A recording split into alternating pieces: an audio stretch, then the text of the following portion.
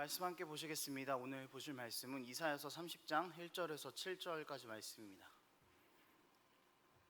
이사야서 30장 1절에서 7절까지 말씀 제가 읽도록 하겠습니다. 여호와께서 이르시되 패역한 자식들은 화했을진저 그들이 개교를 베푸나 나로 말미암지 아니하며 맹약을 맺으나 나의 영으로 말미암지 아니하고 죄의 죄를 더하도다. 그들이 바로의 세력 안에서 스스로 강하려 하며 애굽의 그늘에 피하려 하여 애굽으로 내려갔을 때 나의 입에 묻지 아니하였도다. 그러므로 바로의 세력이 너희의 수치가 되며 애굽의 그늘에 피함이 너희의 수욕이 될 것이라.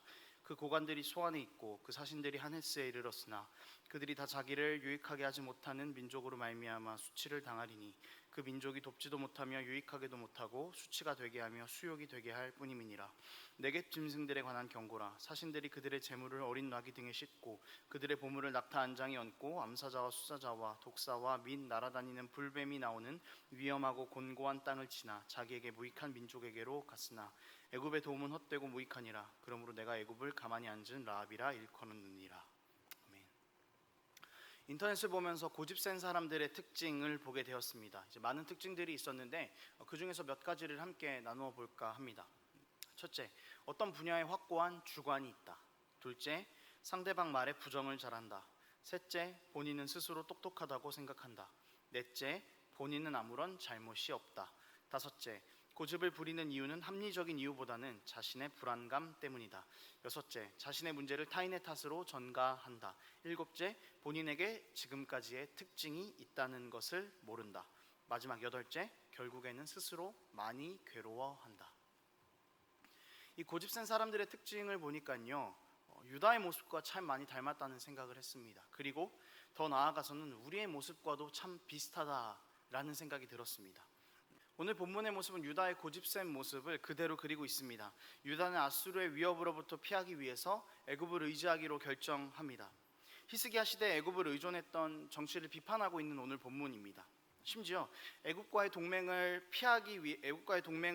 위해서 보물을 가득 쌓아놓고 애굽으로 가는 장면까지 오늘 본문에 그려지고 있습니다. 미련한 모습의 끝을 보여주고 있는 유다의 모습이 오늘 본문에 등장하죠. 유다의 고집이 정말 센 것 같습니다. 애굽을 선택하는 유다의 결정은요, 상당히 신기한 결정입니다.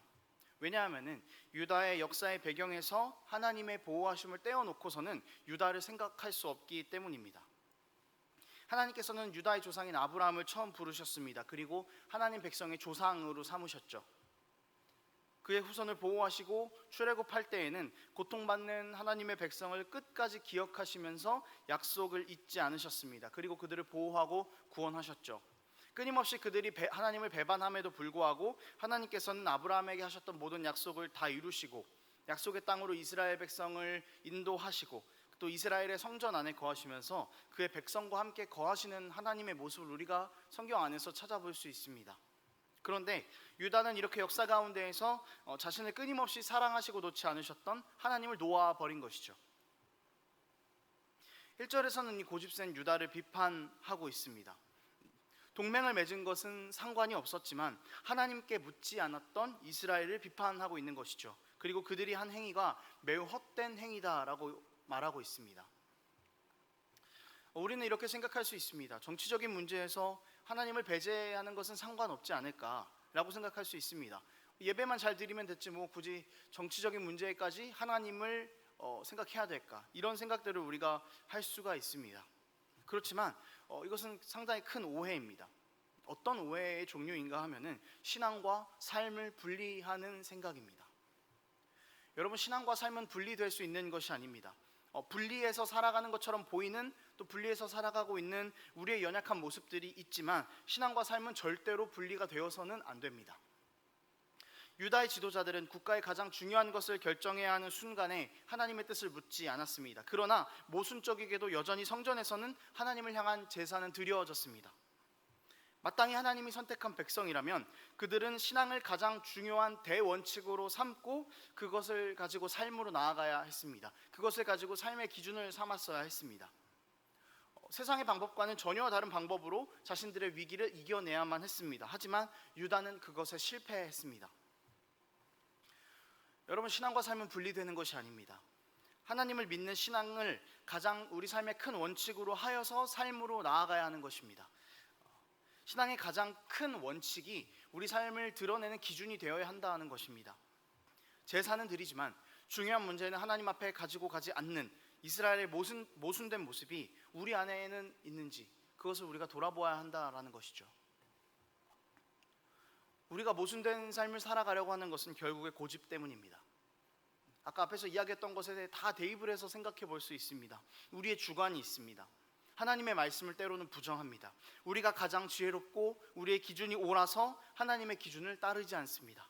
그리고 우리는 결국 우리의 뜻대로 했을 때 아무것도 얻지 못하고 아무것도 만족하지 못하고 해결하지 못하고 다시 불안하게 살아갑니다. 마치 유다가 애굽을 의지했던 것처럼 그렇게 살아갑니다. 하나님은 배제하고 스스로 강해지려고 합니다.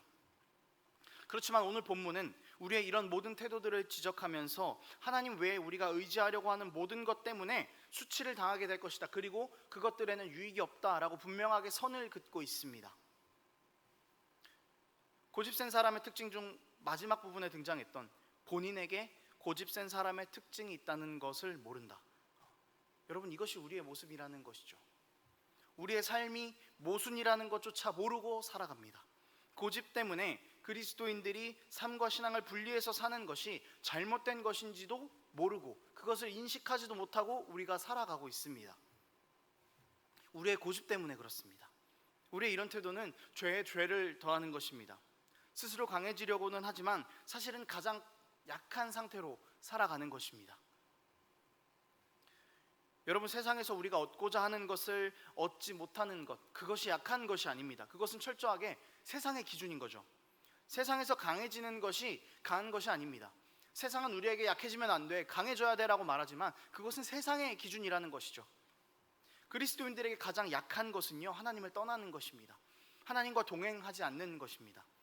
그리스도인들에게 가장 강한 것은 하나님을 의지하는 것입니다. 우리의 고집들 다 내려놓고 하나님을 의지하는 것입니다. 우리의 주관 다 내려놓고 우리의 미련한 지혜 다 내려놓고 하나님의 지혜, 영원히 우리를 보호하신다는 하나님의 약속을 붙잡는 것입니다.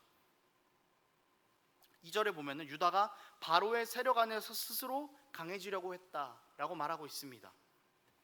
그리스도인의 삶은 이것과 완전 반대여야만 합니다. 우리는 하나님의 품 안에서 스스로 연약해져야 합니다. 그리스도인의 연약함은 하나님의 강함이 됩니다. 우리가 약해도, 우리가 연약해도, 세상에서 힘이 좀 없어도 하나님이 강하시니까 우리의 삶을 그분께 내어드려도 우리는 괜찮은 것입니다. 이것이 참된 하나님의 백성의 삶입니다. 우리가 약해짐으로 하나님의 강함을 느낄 때 비로소 우리는 그때야 참된 안식과 자유함을 느낄 수 있게 되는 것입니다. 우리가 고집센 태도로 신앙과 삶을 분리해서 사는 것은 우리에게 닥칠 결과에 대한 두려움 때문입니다. 유다도 그랬습니다. 세상에서 수치를 당하고 싶지 않고 세상에서 약해지지 않고 싶기 때문입니다. 그러나 그리스도인에게 가장 수치스러운 것, 가장 약한 것은 신앙의 기준들을 삶에서 세우지 못하는 것입니다. 우리가 우리의 고집들을 다 내려놓고 신앙의 기준으로 삶을 살아갈 때에 우리가 직면하게 될 결과는 하나님의 백성이 되었다라는 가장 큰 유익과 축복임을 기억하는 우리의 삶이 되었으면 좋겠습니다. 말씀을 정리하겠습니다. 사랑하는 여러분, 우리 삶의 가장 큰 원칙을 신앙으로 삼으시기 바랍니다. 하나님께 묻고 하나님께 매달리고 그렇게 하나님께서 우리에게 원하시는 하나님의 계획들을 볼 수 있는 믿음을 달라고 그렇게 하나님 앞에 의지하는 우리가 되기를 원합니다. 하나님이라는 그늘 아래에 있을 때만 우리가 참된 유익을 누릴 수 있습니다. 세상이 주는 끝없는 목마름이 아닌 단번에 해결되는 시원함을 하나님 안에서만 우리가 맛볼 수 있습니다. 우리의 고집들을 하나님을 멀리하는 데 사용하지 마십시오. 세상 안에서 하나님을 놓지 않는 데에 우리의 고집을 사용하는 그리스도인으로서 하나님이라는 기준을 세우기 위해서 끊임없이 세상 안에서 고집을 부리는 그런 우리의 삶이 되었으면 좋겠습니다. 기도하겠습니다.